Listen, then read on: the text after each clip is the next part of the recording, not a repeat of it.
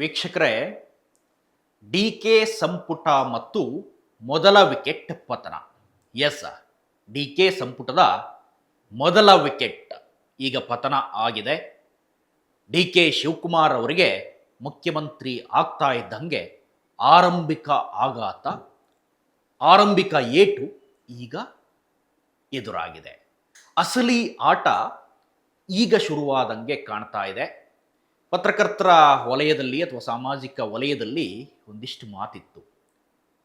ಈ ಸರ್ಕಾರದಲ್ಲಿ ಅಥವಾ ಡಿ ಕೆ ಸರ್ಕಾರದಲ್ಲಿ ಡಿ ಕೆ ಶಿವಕುಮಾರ್ ಮುಖ್ಯಮಂತ್ರಿ ಏನೋ ಆದರೂ, ಆದರೆ ಡಿ ಕೆ ಸಂಪುಟದಲ್ಲಿ ಇರುವಂಥ ಸಚಿವರು ಅದು ಸಿದ್ದು ಸಂಪುಟ ಆಗಿಬಿಟ್ಟಿದೆ.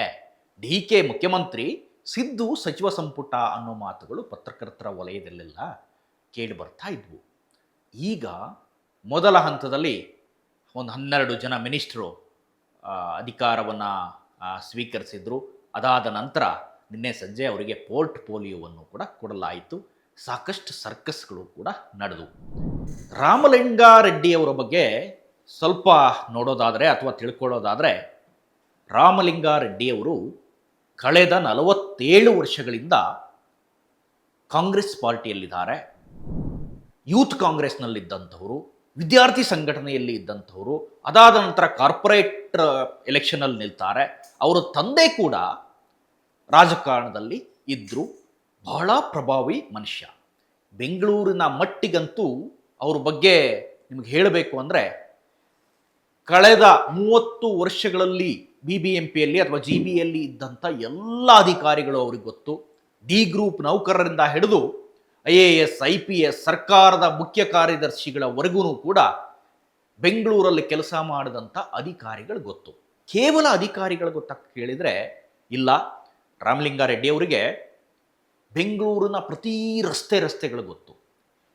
ಮಳೆ ಬಂದರೆ ಬೆಂಗಳೂರಲ್ಲಿ ಯಾವ ಏರಿಯಾದಲ್ಲಿ ಯಾವ ರಸ್ತೆಯಲ್ಲಿ ನೀರು ನಿಲ್ಲುತ್ತೆ, ಯಾವ ಪೈಪ್ ಚರಂಡಿ ಕಟ್ಕೊಂಡಿದೆ ಅನ್ನೋದು ರಾಮಲಿಂಗಾರೆಡ್ಡಿ ಅವರಿಗೆ ಗೊತ್ತಾಗುತ್ತೆ. ಅಷ್ಟು ಚಾಣಾಕ್ಷ, ಅಷ್ಟು ಬುದ್ಧಿವಂತ. ಬೆಂಗಳೂರಿನ ಮಟ್ಟಿಗೆ ಅಷ್ಟು ಇಂಚಿಂಚನ್ನು ತಿಳ್ಕೊಂಡ್ಬಿಟ್ಟಿದ್ದಾರೆ ರಾಮಲಿಂಗಾರೆಡ್ಡಿ ಅವರು.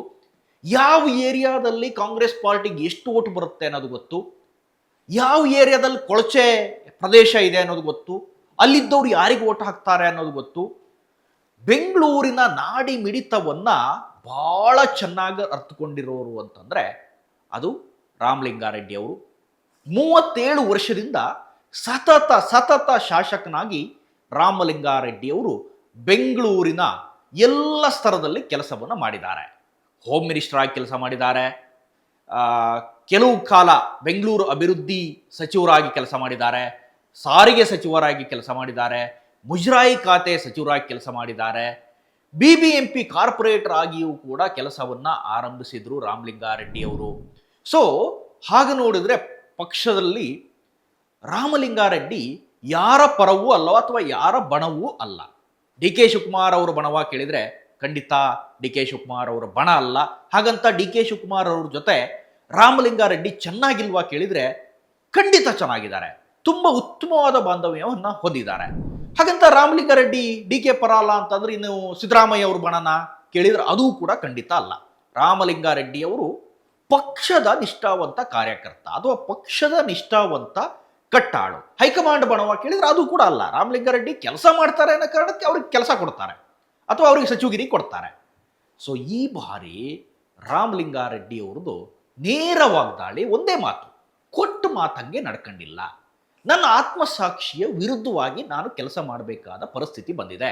ನನಗೆ ಜಲಸಂಪನ್ಮೂಲವನ್ನು ಕೊಟ್ಟಿದ್ದಾರೆ, ಅದ್ರ ಬಗ್ಗೆ ಕಲಿಯೋದಕ್ಕೇನೆ ನನಗೆ ಸಾಕಷ್ಟು ಸಮಯ ಹಿಡಿಯುತ್ತೆ.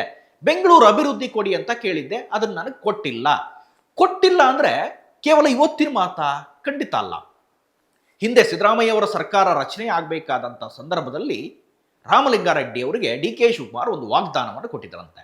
ಅವರು ಮನೆಗೆ ಹೋದಂಥ ಡಿ ಕೆ ಸುರೇಶ್ ಮತ್ತು ಡಿ ಕೆ ಶಿವಕುಮಾರ್ ಇಬ್ಬರೂ ಕೂಡ ಈ ಬಾರಿ ನಾನು ಬೆಂಗಳೂರು ಅಭಿವೃದ್ಧಿ ಸಚಿವರಾಗ್ಬಿಡ್ತೀನಿ, ಒಂದು ವೇಳೆ ನಾನು ಅಧಿಕಾರಕ್ಕೆ ಬಂದರೆ ಅಥವಾ ನಾನು ಮುಖ್ಯಮಂತ್ರಿ ಆದರೆ ನಿಮಗೆ ಆ ಖಾತೆಯನ್ನು ಬಿಟ್ಟು ಕೊಡ್ತೀನಿ ಅನ್ನುವ ಮಾತು. ಇಲ್ಲಿ ಪ್ರಶ್ನೆ ಬರುತ್ತೀಗ, ಸಿದ್ದರಾಮಯ್ಯ ಅವರು ಮಾತನ್ನು ತಪ್ಪಿಲ್ಲ, ಮಾತನಂತೆ ನಡೆದುಕೊಂಡ್ರು, ಎಲ್ಲವೂ ಕೂಡ ಸುಸೂತ್ರವಾಗಿ ನಡೀತು ಕಾಂಗ್ರೆಸ್ ಪಾರ್ಟಿಯಲ್ಲಿ ಅಂತ ಇದ್ದಾಗ, ಈಗ ರಾಮಲಿಂಗಾರೆಡ್ಡಿಯವರು ನಿಜವಾದ ಆಘಾತವನ್ನು ಡಿ ಕೆ ಶಿವಕುಮಾರ್ ಅವರಿಗೆ ಕೊಟ್ಟಿದ್ದಾರೆ ಅಥವಾ ನಿಜವಾದ ಒಂದು ಚಾಲೆಂಜನ್ನು ಡಿ ಕೆ ಶಿವಕುಮಾರ್ ಅವರ ಮುಂದಿಟ್ಟಿದ್ದಾರೆ. ಅವ್ರು ಯಾರ ಮಾತನ್ನು ಕೇಳಿಲ್ಲ. ಮನವೊಲಿಸೋದಕ್ಕೆ ಸಾಕಷ್ಟು ಕಾಲಗಳು ಬಂದವು. ಪಕ್ಷದ ಅಧ್ಯಕ್ಷರು ಕಾಲ್ ಮಾಡಿದ್ರು, ಸಿದ್ದರಾಮಯ್ಯ ಅವರು ಕಾಲ್ ಮಾಡಿದ್ರು, ಡಿ ಕೆ ಶಿವಕುಮಾರ್ ಅವರಂತೂ ನಿನ್ನೆ ಒಂದು ಕಡೆ ಕೃಷ್ಣ ಬೈರೇಗೌಡರು, ಇನ್ನೊಂದು ಕಡೆ ಡಿ ಕೆ ಶಿವಕುಮಾರ್ ಅವರು ವಿಧಾನಸೌಧದ ಒಳಗಡೆ ಕೂತ್ಕೊಂಡು ಎಷ್ಟು ಹೊತ್ತು ಸಾಧ್ಯವೋ ಅಷ್ಟು ಹೊತ್ತು ಅವರು ಮನವೊಲಿಸುವುದಕ್ಕೆ ಪ್ರಯತ್ನವನ್ನು ಪಟ್ಟರು. ಆದರೆ 70 ವರ್ಷ ದಾಟಿದಂಥ ರಾಜಕಾರಣಿ ರಾಮಲಿಂಗಾರೆಡ್ಡಿ ಅವರು, ಹಿರಿಯ ಮುತ್ಸದ್ದಿ, ಇವತ್ತು ರಾಜೀನಾಮೆ ಪತ್ರವನ್ನು ಬಿಸಾಕಿ ನಾನು ಕೇವಲ MLA ಆಗಿರ್ತೀನಿ, ನನಗೆ ಪಕ್ಷದ ಯಾವ ಹುದ್ದೆಯೂ ಬೇಡ ಅಥವಾ ಯಾವ ಅಧಿಕಾರವೂ ಬೇಡ ಅಥವಾ ಒಂದು ತಪ್ಪು ಸಂದೇಶ ಜನರಿಗೆ ಹೋಗಬಾರ್ದು ಅನ್ನೋ ರೀತಿಯಲ್ಲಿ ತಮ್ಮ ಕ್ಲಾರಿಫಿಕೇಷನನ್ನು ಕೊಟ್ಟಿದ್ದಾರೆ. ರಾಜ್ಯದ ಜನತೆ ಮುಂದೆ ಬಂದು ಹೇಳಿದ್ದಾರೆ, ಅವರು ಮಾತಿಗೆ ಕೊಟ್ಟಂಗೆ ನಡ್ಕೊಂಡಿಲ್ಲ, ಹಾಗಾಗಿ ನಾನು ರಾಜೀನಾಮೆಯನ್ನು ಸಲ್ಲಿಸ್ತಾ ಇದ್ದೀನಿ ಮತ್ತು ನನ್ನ ಆತ್ಮಸಾಕ್ಷಿ ವಿರುದ್ಧವಾಗಿ ನಾನು ಯಾವತ್ತೂ ನಡ್ಕೊಂಡಿಲ್ಲ, ಹಾಗಾಗಿ ನನ್ನ ರಾಜೀನಾಮೆಯನ್ನು ಬಿಸಾಕಿದ್ದೀನಿ ಅನ್ನೋ ಮಾತನ್ನು ಎಸೆದಿದ್ದಾರೆ. ಈಗ ಚಾಲೆಂಜ್ ಬಂತು ನಿಜವಾಗಲೂ ಡಿ ಕೆ ಶಿವಕುಮಾರ್ ಅವರಿಗೆ. ಯಾರು ಮಾತು ಕೊಟ್ಟಿದ್ದು ಕೇಳಿದ್ರೆ ಡಿ ಕೆ ಶಿವಕುಮಾರ್ ಅವರೇ. ಮತ್ತು ಒಂದು ಮಾತನ್ನು ಭಾಳ ಚೆಂದ ಹೇಳ್ತಾರೆ ರಾಮಲಿಂಗಾರೆಡ್ಡಿ ಅವರು, ಯಾವಾಗಲೂ ಕೂಡ ನಾನು ಮಿನಿಸ್ಟ್ರಿಗಿರಿ ಕುಡಿ ಅಂತ ಯಾರಿಗೂ ಕೇಳಿಲ್ಲ. ಹಿಂದೆ ಸಿದ್ದರಾಮಯ್ಯ ಸಂಪುಟದಲ್ಲೂ ಕೇಳಿಲ್ಲ, ಈಗ ಡಿ ಕೆ ಶಿವಕುಮಾರ್ ಅವರ ಸಂಪುಟದಲ್ಲೂ ಕೇಳಿಲ್ಲ, ಅದಕ್ಕಿನ್ನ ಹಿಂದೆ ಮುಖ್ಯಮಂತ್ರಿಗಳು ಇದ್ದಂಥ ಸಂದರ್ಭದಲ್ಲೂ ನಾನು ಖಾತೆಗಾಗಿ ಬೇಡಿಕೆ ಇಟ್ಟಿಲ್ಲ ಅಥವಾ ನಾನು ಡಿಮ್ಯಾಂಡ್ ಮಾಡಿಲ್ಲ. ನನಗೆ ಕೆಲಸ ಮಾಡ್ತೀನಿ ಅನ್ನೋ ಕಾರಣಕ್ಕೆ ಖಾತೆ ಕೊಡೋದಾದರೆ ನಾನು ಕೇಳಿದ ಖಾತೆಯನ್ನು ಕೊಡಿ, ಇಲ್ಲ ಅಂತಂದರೆ ಯಾವ ಖಾತೆಯೂ ಬೇಡ ಅನ್ನೋ ಮಾತನ್ನು ರಾಮಲಿಂಗಾರೆಡ್ಡಿ ಹೇಳಿದ್ದಾರೆ. ಸೊ ತುಷಾರ್ ಗಿರಿನಾಥ್ ಅವರಿಗೆ ನನ್ನ ರಾಜೀನಾಮೆ ಪತ್ರವನ್ನು ರವಾನಿಸ್ತೀನಿ, ನನಗಲ್ಲಿ ಹೋಗೋದಕ್ಕೂ ಮನಸ್ಸಿಲ್ಲ ಅಂತ ಹೇಳಿದ್ದಾರೆ. ಆದರೆ ಎಷ್ಟು ಬೇಜಾರಾಗಿದೆ ಅನ್ನೋದು ನೀವು ಗಮನಿಸಿಕೊಳ್ಳಿ. ಸೊ ಪತ್ರಿಕಾಗೋಷ್ಠಿ ನಡೆಸ್ತಾ ಇದ್ದಂಥ ಸಂದರ್ಭದಲ್ಲಿ ಅವ್ರ ಬೆಂಬಲಿಗರೆಲ್ಲ ಬಂದರು, ಅಧ್ಯಕ್ಷರು ಕಾಲ್ ಮಾಡಿದ್ದಾರೆ, ಅವ್ರು ಮಾಡಿದ್ದಾರೆ, ಇವ್ರು ಮಾಡಿದ್ದಾರೆ ಅಂತ. ರಾಮಲಿಂಗಾರೆಡ್ಡಿ ಒಂದು ಹಂತಕ್ಕೆ ಶಿಫ್ಟ್ ಆಗ್ಬಿಟ್ರು, ಹೋಗ್ರಿ ನೀವು ಆಚೆ, ಯಾಕೆ ಬರ್ತೀರಾ ಇಲ್ಲಿ ಅನ್ನೋ ರೀತಿಯಲ್ಲಿ ರಾಮಲಿಂಗಾರೆಡ್ಡಿ ಮಾತಾಡಿದರು. ಮತ್ತು ಶಾಸಕನಾಗಿದ್ದುಕೊಂಡೇ ನಾನು ಎಲ್ಲ ಕೆಲಸವನ್ನು ಮಾಡ್ತೀನಿ, ನನಗೆ ಯಾವುದೇ ಖಾತೆ ಬೇಡ ಅಂತ ಹೇಳಿದ್ದಾರೆ. ಬೆಂಗಳೂರು ಬಗ್ಗೆ ನಿಮ್ಗೆ ಹೇಳ್ತಾ ಇದ್ದೆ, ಎಷ್ಟು ಹಿಡಿತಾ ಇದೆ ರಾಮಲಿಂಗಾರೆಡ್ಡಿ ಅವರಿಗೆ ಅಂತ. BBMP ಚುನಾವಣೆ ಇನ್ನೇನು 1-2 ತಿಂಗಳಲ್ಲಿ ಬರುತ್ತೆ. ಸೊ ರಾಮಲಿಂಗಾರೆಡ್ಡಿ ಅವರು ಇಲ್ಲ ಅಂತಂದರೆ 5 ಪಾಲಿಕೆಗಳಲ್ಲಿ ಕನಿಷ್ಠ 3 ಗೆಲ್ಲಬೇಕು ಅನ್ನೋದು ಕಾಂಗ್ರೆಸ್ನ ಒಂದು ಯೋಚನೆ. ಕನಿಷ್ಠ 3 ಆದರೂ ಗೆಲ್ಲಬೇಕು ಅಂತ. ಯಾಕೆಂದರೆ ಹೇಳಿ ಕೇಳಿ ನಗರ ಪ್ರದೇಶದಲ್ಲಿ BJP ಹಿಡಿತಾ ಇದೆ. ಸೊ ಇದ್ರ ನಡುವೆ BJP ಹಿಡಿತಾ ತಪ್ಪಿಸ್ಬೇಕು ಅಂದರೆ ರಾಮಲಿಂಗಾರೆಡ್ಡಿ ಅವರು ಇಲ್ಲಿ ಬೇಕೇ ಬೇಕು. ರಾಮಲಿಂಗಾರೆಡ್ಡಿ ಅವರು ಅಲ್ಲಗಳೆಯೋದು ಸಾಧ್ಯ ಇಲ್ಲ. ಈ ಸಂದರ್ಭದಲ್ಲಿ ರಾಮಲಿಂಗಾರೆಡ್ಡಿ ಅವರ ರಾಜೀನಾಮೆ ಭಾರೀ ಚರ್ಚೆಗೆ ಗ್ರಾಸ ಆಗಿದೆ. ಕೃಷ್ಣ ಬೈರೇಗೌಡರಿಗೆ ರಾಮಲಿಂಗಾರೆಡ್ಡಿ ಅವರ ಖಾತೆ, ಹಾಗಂತ ಕೃಷ್ಣ ಬೈರೇಗೌಡರೇನು ಅನ್ಫಿಟ್ಟ? ಖಂಡಿತ ಅಲ್ಲ. ಕೃಷ್ಣ ಬೈರೇಗೌಡರಿಗೂ ಅದಕ್ಕಿಂತ ಒಂದು ಹೆಜ್ಜೆ ಮುಂದೆ ಅನ್ನುವ ರೀತಿಯ ಚಾಕಚಕ್ಯತೆ ಎಲ್ಲವೂ ಕೂಡ ಇದ್ದಾವೆ. ಆದರೆ ಅವರು ಕೂಡ ಒಂದು ಹಂತಕ್ಕೆ ಅಸಮಾಧಾನಗೊಂಡಿದ್ದರು. ಯಾಕೆ? ಕಂದಾಯ ಖಾತೆಯನ್ನು ನಾನು ಮಾಡ್ತಾ ಇದ್ದೀನಿ, ನನಗೆ ಇರೋ ಖಾತೆಯನ್ನೇ ಕೊಡಿ, ಮುಂದುವರಿಸಿ. ಅಲ್ಲಿ ಹಾಫ್ ಬೇಕ್ಡ್ ಅಂದರೆ ಅರ್ಧ ಆಗಿರುವ ಕೆಲಸಗಳು ತುಂಬ ಇದ್ದಾವೆ, ಆ ಕೆಲಸಗಳನ್ನು ನಾನು ಪೂರ್ಣ ಮಾಡಬೇಕು ಅಂತ ಕೇಳ್ಕೊಂಡಿದ್ರಂತೆ. ಆದರೆ ಹೈಕಮಾಂಡ್ ಅದಕ್ಕೂ ಒಪ್ಪಿಲ್ಲ, ಹೊಸ ಜವಾಬ್ದಾರಿಯನ್ನು ಕೊಡೋದಕ್ಕೆ ನಿರ್ಧಾರ ಮಾಡಿದೆಯಂತೆ. ಅದು ಕೂಡ ಒಂದು ಹಂತಕ್ಕೆ ಬೇಸರ ಇದೆ ಕೃಷ್ಣ ಬೈರೇಗೌಡರಿಗೂ ಕೂಡ. ಇನ್ನು MB ಪಾಟೀಲ್ರಂತೂ ಹಿಂಗೆ ಮಾಡ್ತಾರೆ, ಕೈ ಏನಾಗುತ್ತೋ ಏನೋ ಅನ್ನೋ ರೀತಿಯಲ್ಲಿ. ಸೊ ಅಂದರೆ ಅವರಿಗೂ ಕೂಡ ಖಾತೆಯ ಬಗ್ಗೆ ಸ್ವಲ್ಪ ಅಸಮಾಧಾನ ಇದೆಯಂತೆ ಈ ಟರ್ಮಲ್ಲಿ. ಅವ್ರಿಗೆ ಅದೇ ಖಾತೆ ಮುಂದುವರಿಸಿದ್ರು ಕೂಡ, ಜಲಸಂಪನ್ಮೂಲವನ್ನು ತೆಗೆದು ಬೇರೆ ಖಾತೆ ಕೊಟ್ಟರೂ ಕೂಡ ಅವರಿಗೂ ಕೂಡ ಸ್ವಲ್ಪ ಮಟ್ಟಿನ ಅಸಮಾಧಾನ ಇದೆ. KH ಮುನಿಯಪ್ಪ ಅವರಿಗೂ ಕೂಡ ಅಸಮಾಧಾನ ಇದೆ ಅನ್ನೋದು ಗೊತ್ತಾಗ್ತಾ ಇದೆ. ಸೊ ಇವೆಲ್ಲವನ್ನು ನೋಡಿದರೆ DK ಶಿವಕುಮಾರ್ ಅವರಿಗೆ ನಿಜವಾದ ಚಾಲೆಂಜ್ ಈಗ ಆರಂಭ ಆಗುತ್ತೆ, ನಿಜವಾದ ಆಟ ಈಗ ಶುರುವಾಗಿದೆ. ನಾನು ಮೊದಲೇ ಹೇಳಿದೆ, ಓಲ್ಡ್ ವೈನ್ ಇನ್ನೇ ನ್ಯೂ ಬಾಟ್ಲ್ ಅಂತ. ಅಂದರೆ DK ಸರ್ಕಾರ ಏನೋ ಹೌದು, ಸಂಪುಟ ಮಾತ್ರ ಸಿದ್ದರಾಮಯ್ಯ ಅವರದೇ ಆಗಿತ್ತು.